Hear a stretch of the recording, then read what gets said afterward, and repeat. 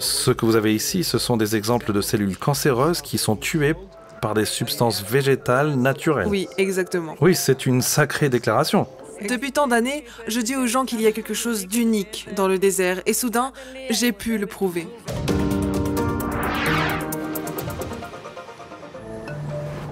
Nous avons donc vu comment l'innovation israélienne a aidé à résoudre le problème du désert. Mais nous allons maintenant rencontrer quelque chose de légèrement différent. Nous nous rendons à Netanya, dans la région côtière du nord d'Israël, pour rencontrer CropX, une nouvelle entreprise qui a développé un ensemble de capteurs censés aider les agriculteurs du monde entier à mieux comprendre ce qui se passe dans leurs champs en temps réel.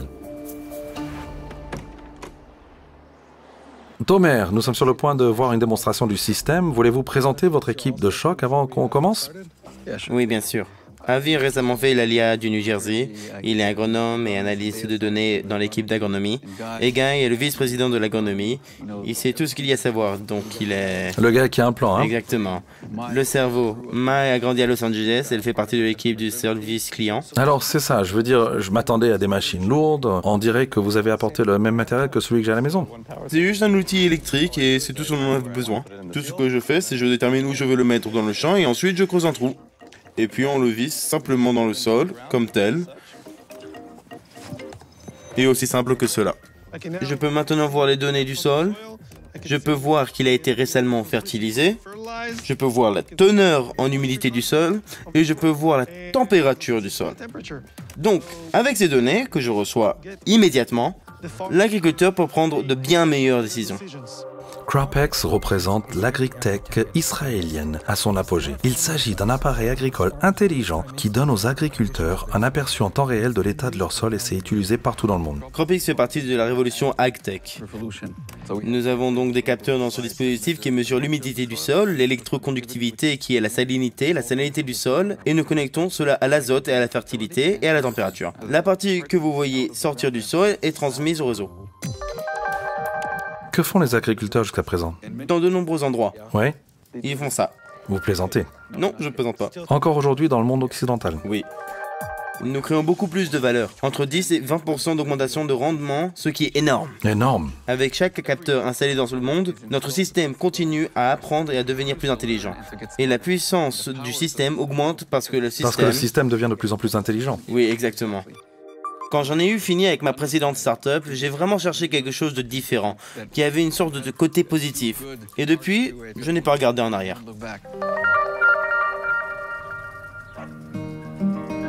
Encore une fois, les défis auxquels les Israéliens sont confrontés ont conduit à des solutions qui ont un impact sur les gens partout dans le monde. C'est ce qui arrive lorsque Dieu bénit une nation, promet de la faire prospérer, puis lui donne les moyens de réaliser ses promesses. Si vous pouvez réussir à l'Arava, vous pouvez probablement réussir partout en Israël. Si vous voulez être un pionnier dans n'importe quel domaine d'expertise, c'est l'endroit où il faut être.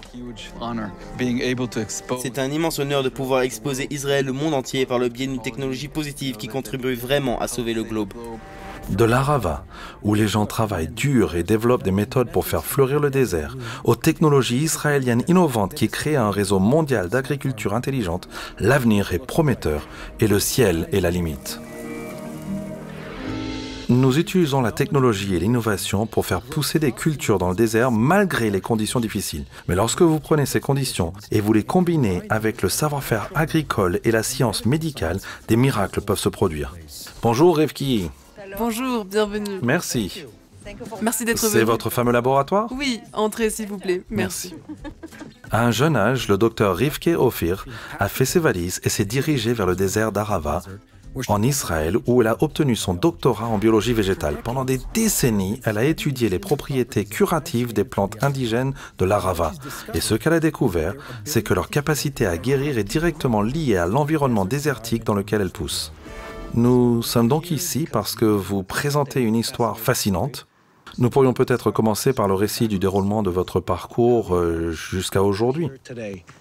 L'amour m'a amené ici. C'était en 1973. J'ai rejoint mon mari, Moshe. Il était le fondateur du moshav Hatseva. De 1973 à 1982, nous avons travaillé dans les champs et élevé 3 enfants. Et je rêvais toujours de retourner à la science. J'ai de la chance. En 1982, je suis allée faire mon doctorat à l'université Ben Gurion. J'ai posé la question du pourquoi le système immunitaire n'a pas réussi à éradiquer les maladies cancéreuses. C'est tout à fait pertinent encore aujourd'hui. C'est toujours d'actualité. Je suis une mère et je me promenais beaucoup dans le désert. Et autour de moi, j'ai vu les plantes du désert et j'avais déjà l'idée qu'il y a un certain secret dans ces plantes et peut-être que je pourrais les exploiter pour mes recherches. Et l'une des plantes que vous avez appelée Archiella fragmentosa, j'ai trouvé quelque chose de très intéressant. Pas seulement contre le cancer, mais aussi contre des maladies du cerveau. Il y avait un composé que j'aimais vraiment. Alors les chimistes m'ont dit « Apportez-moi beaucoup de cette matière et je vais séparer ce composé et vous donner un tube avec ce composé. » Je suis donc allée dans le désert, au même endroit où j'ai récolté cette plante. J'ai pris les graines, je suis allée à la ferme, j'ai irrigué, fertilisé, etc. Et il y avait une énorme quantité de sacs avec la plante. Et je suis allée voir le chimiste de Tel Aviv, et il m'a dit « Je dois vous décevoir. Je ne peux trouver ce composé que dans la plante du désert. Je ne le trouve pas là où vous irriguez. » En essayant d'extraire ce composé miracle, le docteur Rivke est tombé sur le véritable secret du désert. Beaucoup de gens, quand ils imaginent une plante, nous voulons lui donner les meilleures conditions. Mais en réalité, surtout dans le désert, elles ont besoin d'une sorte de stress. Les plantes qui poussent dans le désert subissent beaucoup de conditions difficiles, comme les radiations, le sel, le soleil, pas de pluie. La qualité ne ressort que lorsque c'est dur. Oui.